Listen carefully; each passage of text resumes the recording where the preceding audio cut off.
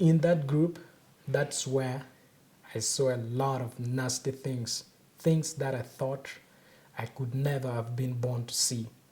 So off we went. And on our way, the government tried to send like some helicopter gunships, but that didn't work. They would hide us very successfully, like under the bushes. So the gunship would just pass, then we would resume our journey. But shortly before we reached what I would call a mini destination where there were many of them, something like a battalion, I could say, one of the seminarians tried to escape. He had successfully untied himself from the west, but he was unlucky. One last man among them, the LRA rebels, saw him, caught him, so he got out his gun, straightened the bayonet, and stabbed him 3 times in the back as we watched.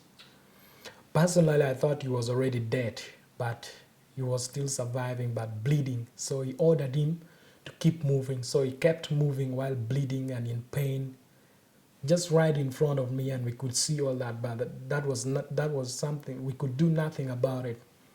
So we moved from that midnight, the time we were abducted, until 6 p.m. the next day. That's when we reached a mini destination where they had stopped, waiting probably for that group that went to carry out the abduction. So when we came there, the person who was in charge of that group, as I speak right now, he has surrendered, but by then, by names of Onan Kamdul, they brought us in a sort of an assembly. He sat there, so he addressed us, and he asked us one question. He said, I heard that some of you tried to resist against my soldiers. Should I show you something? Of course, we were all quiet. Then he said, should I select 3 of you people to be murdered right here in front of the rest? So everyone began stepping back, thinking that he might just point at randomly.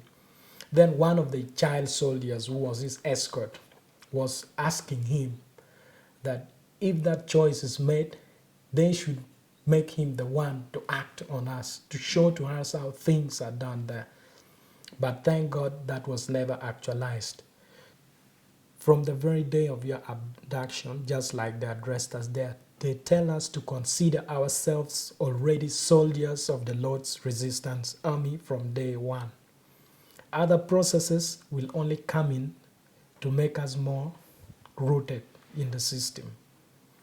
So they tell us to forget about our family members, friends, the people we left back at home.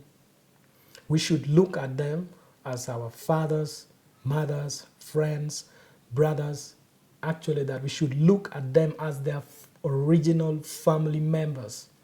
The training that we went through, of course, they began teaching me in particular and other young people who were abducted from other villages how to use a gun, to disassemble a gun, name parts of the gun, how to load and fire. But of course, when they're doing that, they're careful, they don't put in the bullets. They teach you how to assemble, disassemble, you name it. And if they demonstrate and you don't do it correctly, that would invite a lot of beatings and cruelty. Escape, it's a word that you don't just mention there. Should you be heard planning or saying something that might make people think that you have an intention of escaping or getting away from them, that one, your case is already decided. There's no need to ask for permission from some of the high authorities in the order of their ranking. They just murder you straight. And I saw many people being killed because of attempting to escape and being caught, planning to escape. Then some just because they couldn't carry on with the long distance of walking. Others, when you get tired and your feet like there are wounds, You can carry on with the movement. There's nothing like this one is weak. Maybe we free him, we let him or find his way back home. They just kill you there. They ask you, can you carry on with the movement? If you say no, they say, okay, we give you a rest. Okay. You might think they'll give you a rest literally, thinking that, oh, maybe this is a golden opportunity to get away. Then you might just say, yeah, I need a rest. That would mean you are asking to be executed. And what do? They don't waste their bullets. They either use their pangas, the butts of their rifles, or they get some pieces of logs. They just put you down and hit you like in the head until your head is just shapeless or buried in the ground. It's as if you are just, I don't know, a scene like maybe where they have slaughtered a goat or a cow or something like. They just beat you beyond recognition, I could say. So a young boy tried to escape, probably abducted from some other village around there. So they caught him. And I remember very well a commander known as Riem. They took him aside and began beating him, hitting him with their rifle butts, boxing him. So the boy was crying for help in the local language, something like La Fonte Timakija Werado Dong Pabi Lui Dong Pabi Noa, which literally would mean, teacher, forgive me, have mercy on me, I'll never attempt to escape again. I've already learned my lesson, please spare my life, something like that.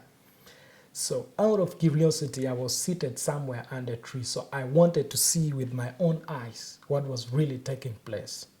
So I got up, slowly I moved, but from a distance I would peep.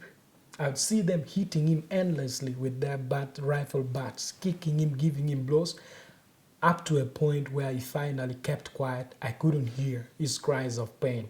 And by that time, he was already dead.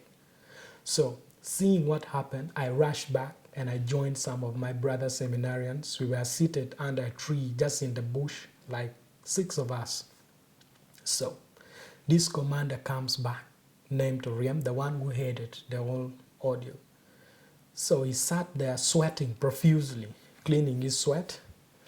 Then he asked us, how are you guys? Then we were like, we are fine, we are fine. Then he looks at me, then says, did you see what happened? Then I was honest. I said, yes, I saw. Then he was like, you see, that's how we live here. If you're disobedient, you don't do the things we tell you, you try to escape, we just kill you.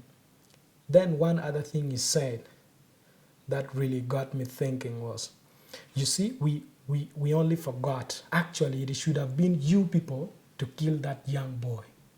But next time, know that if there is a victim that needs to be murdered, it will be you people to kill that person, because ever since you have come, you haven't killed a person. So this is part of the training. These are some of the things that you'll have to learn. I heard it, but I was still thinking that was one big joke.